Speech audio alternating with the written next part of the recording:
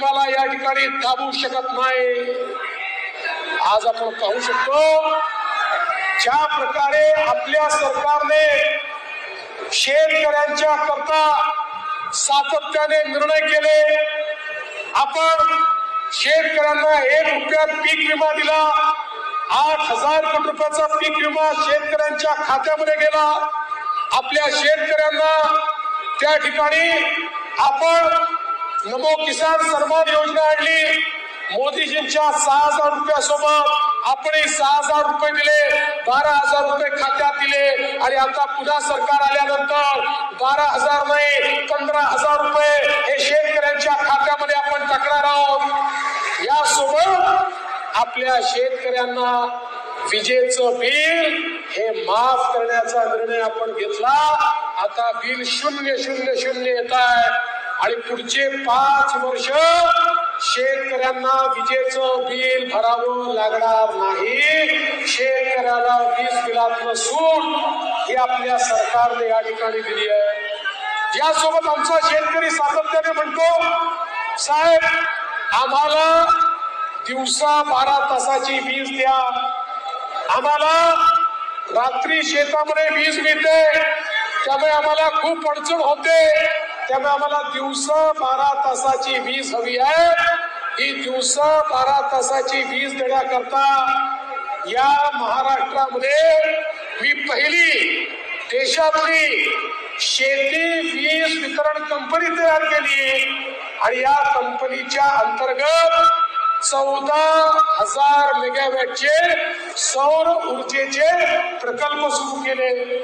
पुढच्या 18 महिन्यामध्ये हे सौर ऊर्जेचे प्रकल्प पूर्ण होतील आणि त्यानंतर 365 दिवस महाराष्ट्रातल्या, विदर्भातल्या, नागपूर जिल्ह्यातल्या सगळ्या शेतकऱ्यांना 365 दिवस दिवसा 12 तास वीज मिळेल आणि रात्री मागितली तर रात्री पण मिळेल। म्हणजे 365 दिवस 24 तासाची वीज आमच्या शेतकऱ्याला आम्ही त्या ठिकाणी देणार आहोत। आज आपण पाहू शकतो इतक्या मोठ्या प्रमाणात मागच्या काळामध्ये कापूस आणि सोयाबीनचे भाव कमी झाले तर आम्ही भावांतर योजना घोषित केली। लोकसभेपूर्वी आम्ही सांगितलं होतं 5,000 रुपये खात्यामध्ये देऊ। लोकसभेच्या निवडणुका झाल्याबरोबर 57 लाख शेतकऱ्यांच्या खात्यामध्ये त्या ठिकाणी कापूस आणि सोयाबीनचे 4,000 कोटी रुपये आम्ही टाकले आणि आताही निर्णय केला जेव्हा जेव्हा कापूस आणि सोयाबीनचा भाव हमी भावापेक्षा कमी होईल त्यावेळी जेवढा भाव कमी असेल तेवढे पैसे राज्य सरकार थेट शेतकऱ्याच्या खात्यामध्ये टाकेल। आम्ही निर्णय केला यावेळी पाऊस जरा वाढला आणि त्यामुळे सोयाबीन मध्ये मॉइश्चर जास्त होतं, 15% मॉइश्चर होतं, 12% अलाउड होतं। सोयाबीनची खरेदी होत नव्हती। आम्ही केंद्र सरकारला विनंती केली आणि केंद्र सरकारने 15% मॉइश्चर अलाउ केला। आता ज्यांचं सोयाबीन आहे त्या सगळ्याची खरेदी हमी भावाने आम्ही करू, पण ज्यांची कमी भावाने झाली आहे त्यांना त्याचा फरक हा त्यांच्या खात्यामध्ये देऊ। आम्ही घोषणा केली आम्ही सोयाबीनला 6,000चा दर देणार। आमची घोषणा पाहिल्याबरोबर काँग्रेसवाल्यांनी घोषणा केली आम्ही 7,000चा दर देणार।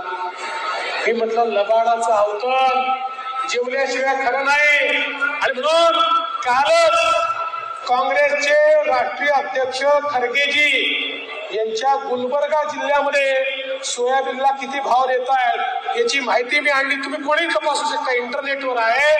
गुलबर्ग्यामध्ये सोयाबीनचा भाव आहे 3,800।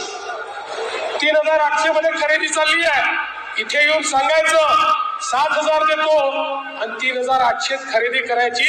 अरे पहिल्यांदा ज्या कर्नाटक मध्ये तुमचं सरकार आहे तिथे जाऊन 7,000 खरेदी करून दाखवा। हे लबाड लोक आहेत, हे सातत्याने लबाडी करतात आणि म्हणून आज आपण पाहू शकतो आपल्या सरकारने केलेली कामं सिंचनाच्या क्षेत्रामध्ये आताच आपण कन्हार नदी वळण योजनेला मान्यता दिली. 1880 कोटी रुपयाची योजना आहे. ज्या योजनेमुळे सावनेरच्या भागामध्ये देखील सिंचनाच्या सोयी होणार आहेत. आज नळगंगा वैनगंगा सारखी योजना 80,000 कोटी रुपयाची योजना आपण मंजूर केली. ज्या योजनेमुळे नागपूर जिल्ह्यासहित विदर्भातील 10 लाख एकर जमीन ही ओलिताखाली सिंचनाखाली येणार आहे. हे काम करणारं सरकार आहे. बंधू भगिनींनो, आपण बघा, आपल्या सरकारने आपल्या या ठिकाणी कोराडी खापरखेडा या ठिकाणच्या कंत्राटी वीज कामगारांना थेट 19% वाढ दिली. आज मला सांगताना आनंद वाटतो, देशामध्ये सर्वाधिक वाढ ही आपल्या सरकारने दिलेली आहे. आणि यासोबत वेगवेगळ्या मागण्या आमच्या कर्मचाऱ्यांच्या त्या ठिकाणी आपण मान्य केलेल्या आहेत. तुम्ही या ठिकाणी मागणी केली, आपल्याला नगर परिषद करून घ्यायची आहे.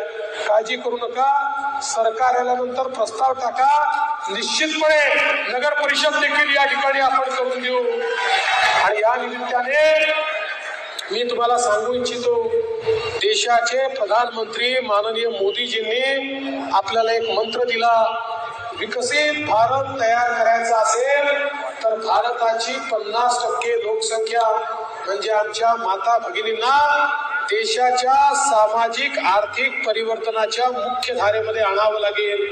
आणि म्हणून मोदीजींनी बेटी बचाओ बेटी पढाओ पासून लखपती दीदी पर्यंतचे 14 कार्यक्रम आपल्याला दिले, 14 योजना दिल्या.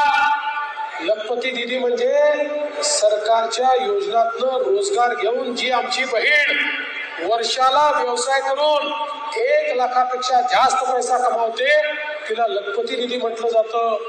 आज महाराष्ट्रात 11 लाख लखपती दीदी आम्ही तयार केल्या. लवकरच 25 लाख करणार आहोत. आणि यासोबत आमच्या शेतकऱ्यांना संपूर्ण कर्जमाफी करण्याचा निर्णय देखील आपण घेतलेला आहे. त्यामुळे शेतकऱ्यांच्या पाठीशी आपण उभा आहोत.